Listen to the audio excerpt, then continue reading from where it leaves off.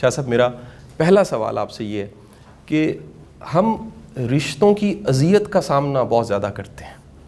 یہ وہ اپنے رشتے ہوتے ہیں، کچھ خدا نے بنائے ہوتے ہیں، کچھ ہم نے بنائے ہوتے ہیں اور بڑے چاؤ سے بنائے ہوتے ہیں، بڑے خرچے کر کے ڈھول ڈھمکے کے ساتھ بنائے ہوتے ہیں. یہ جو رشتوں سے تکلیف آتی ہے، اس کی وجہ کیا ہوتی ہے؟ فقیر کے پاس اس کا حل کیا ہے؟ اور اگر حل ہے تو اس حل سے ثمر کیا مل سکتا؟ بسم اللہ الرحمن الرحیم. یہ ایک اصل میں معاشرتی المیہ بنا ہوا ہے آج کل کہ ہمارے یہاں جو رشتے ہیں ان میں خیر کے ساتھ ساتھ کچھ اذیت کا پہلو بھی بعض کا نکل آتا ہے. اس مسئلے کا ون لائنر جواب تو یہ ہو سکتا ہے کہ یہ میں عرض کر دوں کہ ہمارے یہاں سے ٹالرنس ختم ہو گئی ہے. ہم دوسرے شخص کو اس طرح سے ایکسیپٹ نہیں کرتے ہیں کہ جہاں ہم یہ سوچیں کہ یہ بھی ایک انڈیویجول ہے، اس کی ایک پرسنالٹی ہے، ایک سوچ ہے اور اسی طرح اس کی عادات ہیں، تو ہم اس کو ان تمام چیزوں کے ساتھ قبول کر لیں. زندگی بڑی آسان ہو جاتی ہے اگر کبھی ہم یہ رویہ رکھ لیں کہ جہاں خود ہمارے اندر بے شمار خامیاں ہیں اور سبھی لوگوں نے ہمیں ان خامیوں کے ساتھ قبول کیا ہوا ہے، تو ہم سے بھی دوسرے یہی کچھ توقع رکھتے ہیں کہ ہم انہیں ان خامیوں کے ساتھ قبول کر لیں گے. یہ سوچ انسٹل کرنے کی ضرورت ہے کہ اگر ہمارے یہاں یہ پروموٹ ہو جائے یہ چیز کہ مجھے بھی تو لوگوں نے قبول کیا ہے ان خامیوں کے ساتھ، میں بھی ان کو ان کی خامیوں کے ساتھ قبول کر لوں.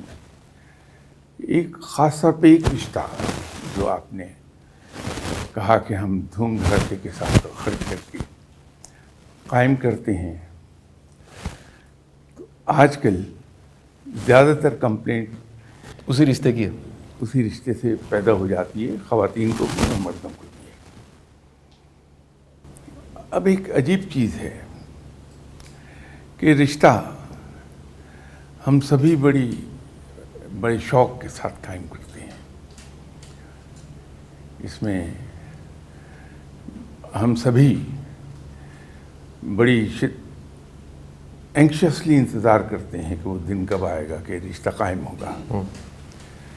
لیکن بدقسمتی سے چند ہی ہفتوں کے بعد شکایات کا ایک سلسلہ شروع ہوتا ہے. معاملات ہیں سارے سیلف سجیسشن کے. سیلف سجیشن کے ٹھیک ہے سر، کہ میں اپنے آپ کو خود سجیسٹ کروں کہ اس کا حل یہ ہے تو مسئلہ حل ہو جاتا ہے. ٹھیک سر.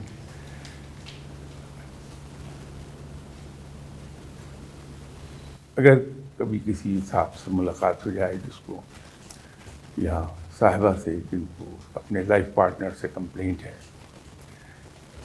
تو میں ان کی توجہ ایک طرف دلایا کرتا ہوں. یہ جو شادی ہوئی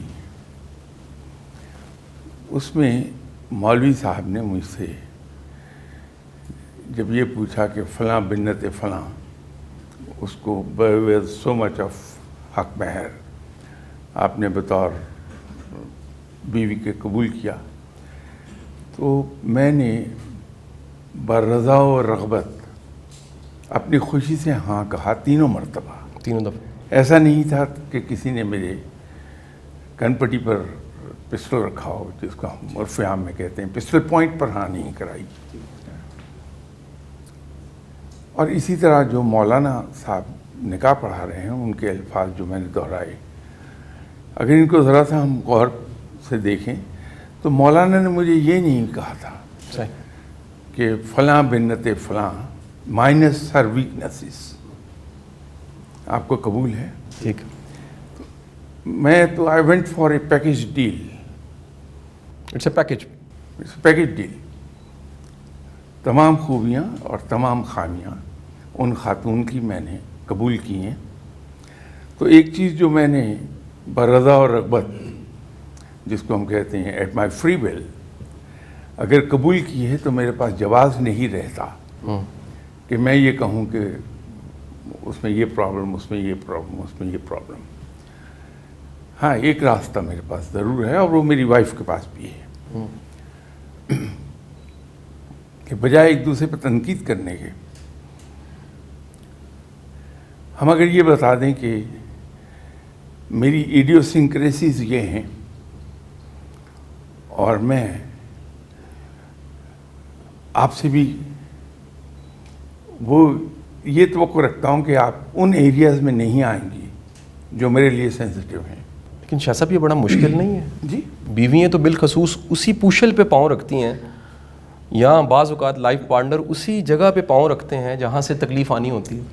अच्छा, मेरा ख्याल था कि ये जुमला सिर्फ दुश्मन के बारे में कहा जाता है कि your enemy will hurt you where it hurts most. वो हिट ही वहाँ करता है वेयर इट हर्ट मोस्ट, लेकिन बीवी के बारे में शायद गुंजाइश रियायत करना ज़रूरी है। हमें घर वापस जाना है सबको बिलखुसूस मुझे भी तो अगर हम वो सेंसिटिव एरियाज एक्सप्लेन कर दें, मेरी वाइफ मुझे कर दे और मैं उन्हें बता दूं, तो हम एक दूसरे के उस सेंसिटिव एरिया में कदम ना रखें हम, तो प्रॉब्लम आती ज़रूर है लेकिन चलते रहते हैं, मामला स्मूथली चल जाते हैं। सर, तो इसका हल मेरे नज़दीक तो ये है। फ़कीरी क्या है सर इसमें? यानी जो कहा जाता है सुकरात की बेगम बड़ी मुश्किल थी, बड़े बड़े फ़कीर ऐसे गुजरे हैं। सभी की रही है। अच्छा, सभी की रही सर। ये अरस्तु, उनकी वाइफ बड़ी सख्त थी, तो शेख सादी बहुत सख्त थी वाइफ उनकी।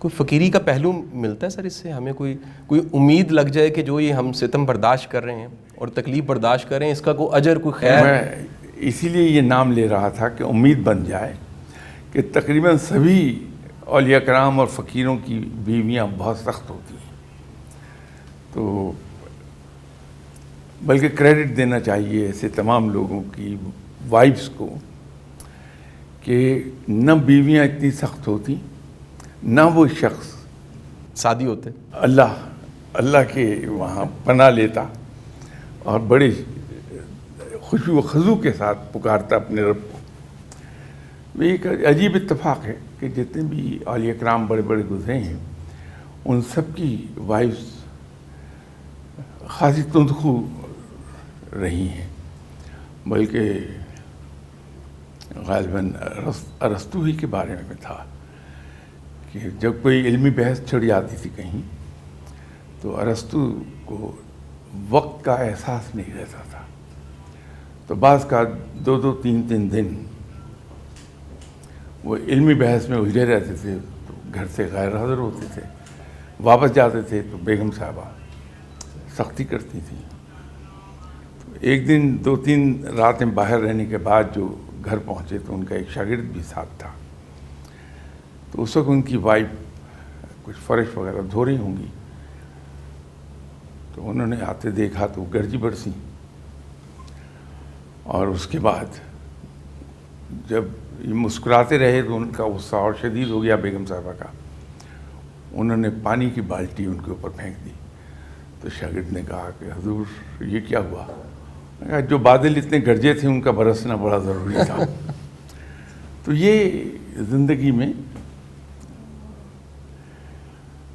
अल्लाह की तरफ लौ लगाने में हेल्प करती है ये चीज़। शाह साहब, मुझे अज़राए मज़ाक एक छोटा सा वाक़या याद आया, मैं चाहूँगा कोई एक कमेंट कर दीजिएगा उस पर।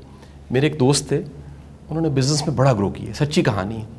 तो मैंने उनसे पूछा कि हर कामयाब मर्द के पीछे एक औरत का हाथ होता है, तो यकीनन हमारी भाभी का। उन्होंने कहा जी बिल्कुल ऐसा ही है, मैं इतना तंग था कि सुबह उठ के काम पे जाता था और रात गए आता था, लिहाजा काम में तरक्की कर गया। दुरुस्त है, ये दुरुस्त है।